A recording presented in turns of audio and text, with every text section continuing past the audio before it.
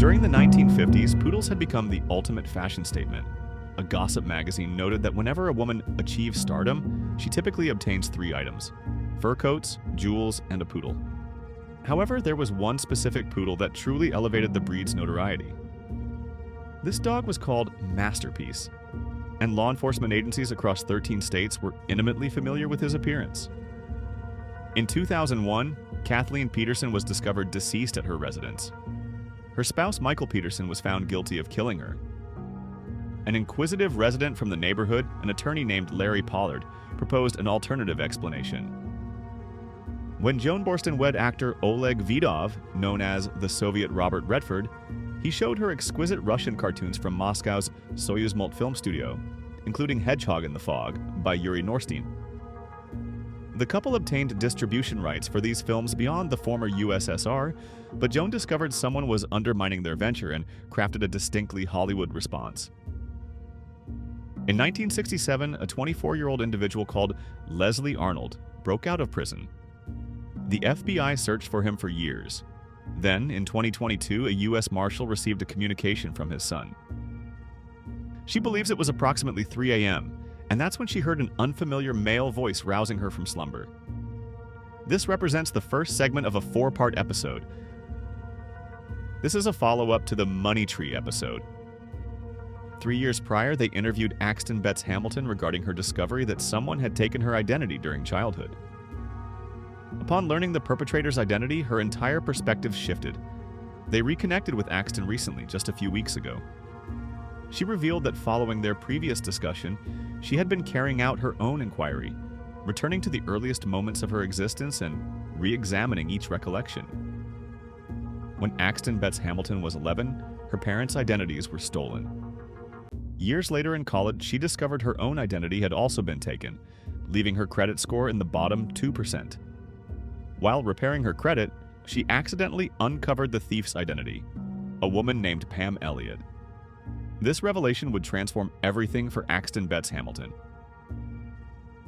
On the afternoon of June 23, 1972, Martin McNally entered the St. Louis airport carrying a hairpiece, a shortened rifle, and a scheme.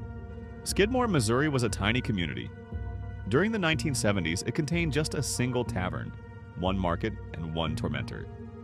Ken McElroy proved so vicious and menacing that law enforcement turned a blind eye. He frightened the residents for years until they eventually retaliated.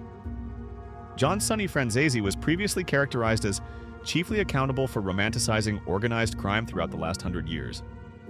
He had operated within the Colombo crime family from the 1960s onward. Then, at age 93, he received an 8-year prison term.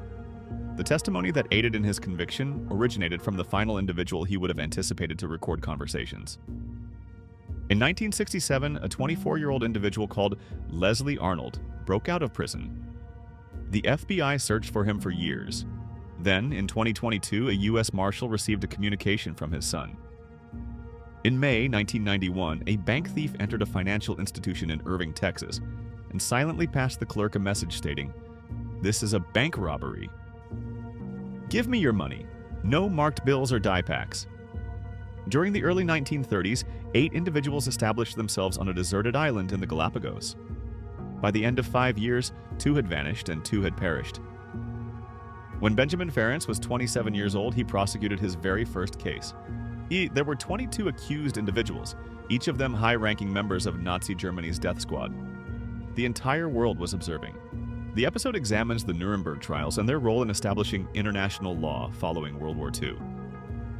The Unabomb investigation represented one of America's most extended manhunts, spanning 18 years beginning in 1978. Prior to the FBI focusing on Ted Kaczynski, they examined numerous potential suspects, including a circle of friends who enjoyed playing Dungeons & Dragons. Dan Stevenson has resided in Oakland's Eastlake neighborhood for 4 decades. He states that criminal activity has been a problem for as long as he can recall, but he typically doesn't contact law enforcement regarding drug dealers or sex workers. He was generally a mind-your-own-business type of person, until he eventually reached his breaking point and decided to handle the situation himself. On May 13, 1862, in Charleston, South Carolina, a man named Robert Smalls seized control of a Confederate vessel called the Planter and freed himself and his family from bondage. As they sailed past the Confederate-occupied Fort Sumter, Robert Smalls reportedly acknowledged it with a whistle blast, then delivered an additional one, as a goodbye to the Confederacy. In this episode, a personal account from Phoebe regarding her mother, Valentine, who passed away this spring.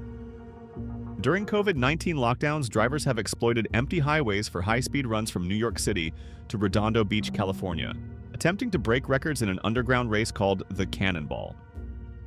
Car and Driver magazine editor Brock Yates created this competition, describing it as a balls-out, shoot-the-moon rumble, and wrote the screenplay for the 1981 film Cannonball Run, starring Burt Reynolds, Farrah Fawcett, and Roger Moore. This episode contains mature themes. Listener discretion is advised. When Sarah Garone was 13 years old, she received something very unusual through the Postal Service. She had no idea about the sender's identity or their motivation for mailing it. Then the same thing occurred once more. When Frank Thompson became prison superintendent, he was tasked with writing Oregon's lethal injection manual after a 30-year hiatus in capital punishment. Frank traveled nationwide studying other states' methods and had his staff rehearse every procedure, including witness seating, media interaction, and restraining volunteers to the gurney. World-class biathlete Kari Swenson was on an afternoon trail run in the mountains near Big Sky, Montana in July 1984 when two men obstructed her route. They were Don and Dan Nichols, a father and son duo who subsequently became known as the Mountain Men.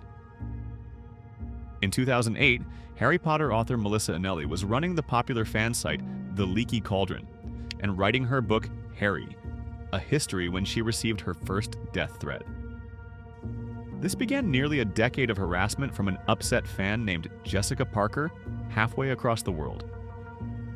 In 2016, the FBI attaché in Pretoria, South Africa, received a phone call from a woman requesting that the FBI investigate the death of her friend, Bianca Rudolph. Bianca had died during a hunting expedition in Zambia's Kafue National Park, but her friend suspected it wasn't accidental.